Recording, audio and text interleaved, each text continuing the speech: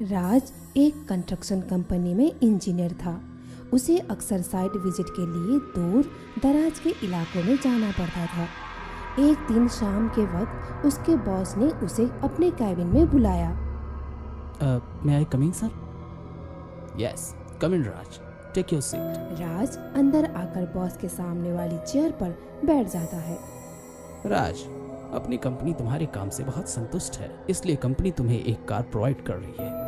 ये लो चाबी, संभाल कर ड्राइव करना। Thanks for this surprise sir. Most welcome. तो राज, एक नई कंस्ट्रक्शन साइट का एड्रेस है, घर जाने से पहले यहाँ विजिट करते हुए जाना। ये तो काफ़ी दूर है सर, और थोड़ी देर में अंधेरा भी हो जाएगा। कल जाकर विजिट कर लूँ क्या? नहीं, ये तो दूर है, लेकिन तुम्हारे घर जाने के रास्ते में ही तो है, इसलिए आज ही विजिट कर लो, ताकि कल दोपहर तक तुम्हारी रिपोर्ट के मुताबिक काम शुरू हो जाए। अब जाओ, जल्दी निकल जाओ। Okay sir. राज अपनी कार में बैठकर साइट विजिट के लिए निकल जाता है। अंधेरा हो चुका था। वो सुनसान रोड पर कार ड्राइव कर रहा था।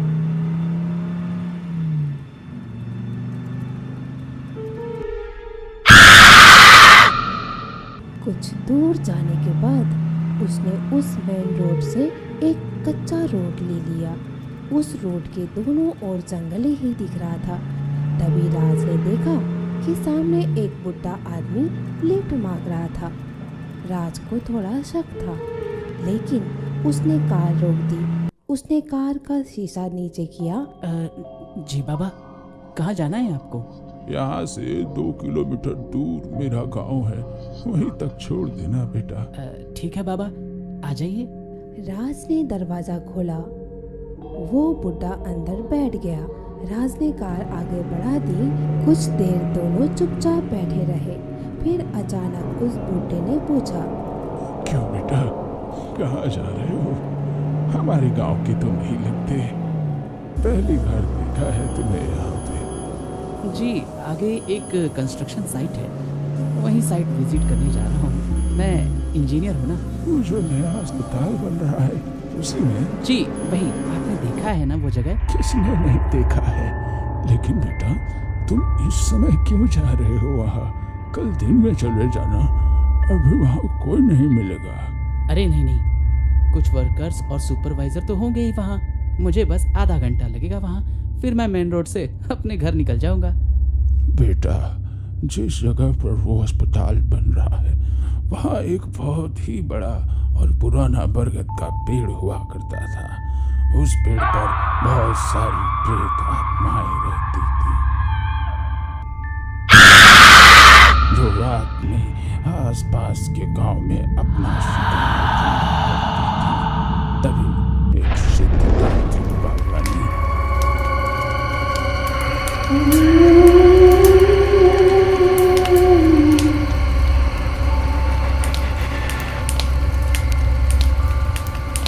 इस पेड़ को अभिमंत्रित धागे से बांध दिया, जिससे वो सारी आत्माएं उस पेड़ में ही कैद हो गई। सालों के बाद इन अस्पताल वालों ने वो जगह खरीद ली और हमारे लाख समझाने पर भी नहीं माने और वो पेड़ कटवा दिया। तब से उस बरगद के पेड़ की सारी आत्माएं आजाद हो गई हैं। इसलिए शाम को 6 बजे तक सारे मजदूर काम करके वहां से चले जाते हैं। इसलिए तुमसे कह रहा हूँ कि अभी घर चले जाओ, कल दिन में आकर अपना काम कर लेना। राज उस बुढ़े की बात सुनकर हैरान था। फिर अचानक वो जोर जोर से हंसने लगा। बुढ़ा उसे हैरानी से देख रहा था। तुम हंस रहे हो? क्या तुम्हें मेरी बात पर यकीन नहीं है? आप बात ही ऐसी कर रहे हैं बाबा। इस वैज्ञानिक युग में कौन भूत प्रेतों में यकीन करता है भला? मेरा काम था तुम्हें सावधान करना, सो कर दिया। आगे तुम्हारी मर्जी। बस वहीं आगे मोड़ पर रोक देना। बुढ़े की बात सुनकर राज सोच में पड़ गया था। तभी उसने एक मोड़ पर कार रोक दी। बूढ़ा कार से उतर गया।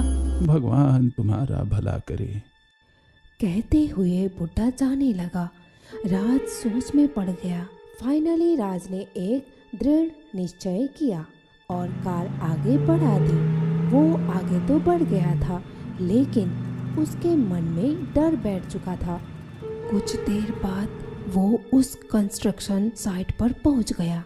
वो बुड्ढा सच कह रहा था, वहाँ कोई भी नहीं था। सभी मजदूर और सुपरवाइजर भी जा चुके थे।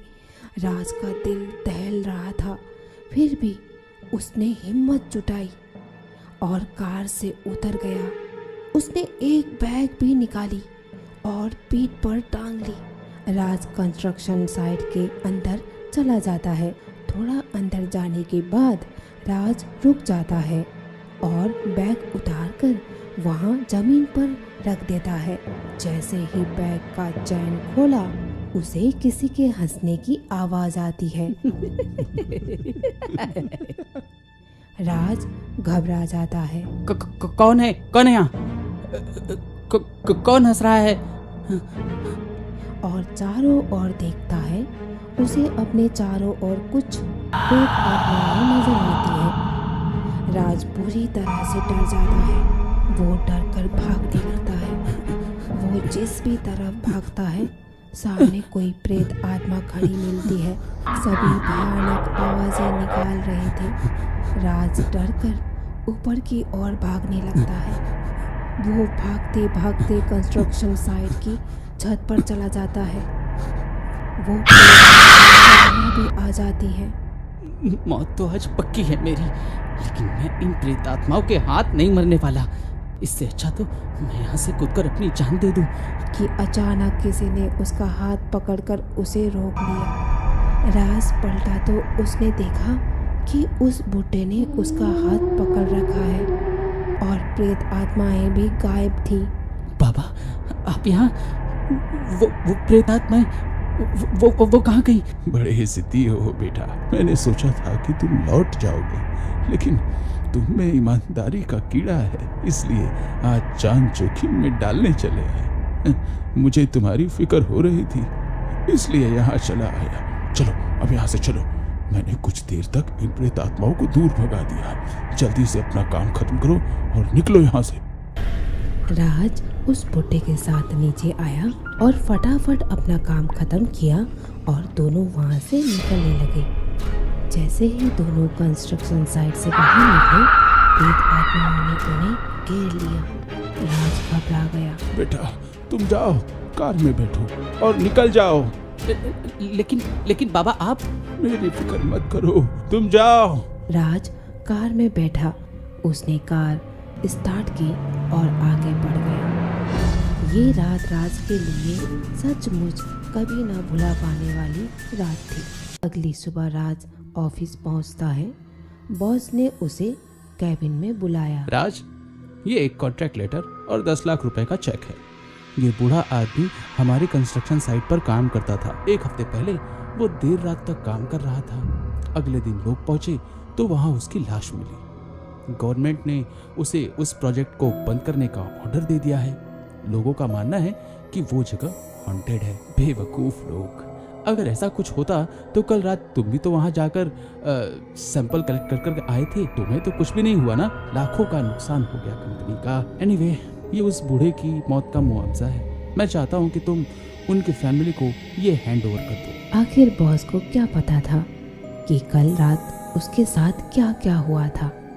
राज ने वो कॉन्ट्रैक्ट लेटर उठाया तो उसमें उसी बुड्ढे की फोटो लगी हुई थी। Oh my God! बाबा 1 हफ्ते पहले ही मर चुके थे। उस बाबा की आत्मा ने मेरी जान बचाई। ओह गॉड! विज्ञान प्रकृति से बड़ा नहीं है। प्रकृति में सिर्फ वही नहीं है जो दिखाई देता है। बहुत कुछ ऐसा भी है जो नहीं भी दिखाई देता। वैसे एक बात तो साफ हो गई थी कि हर आत्मा बुरी नहीं होती।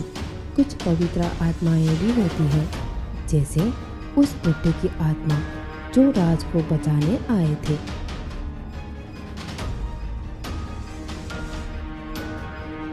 Like, share and subscribe.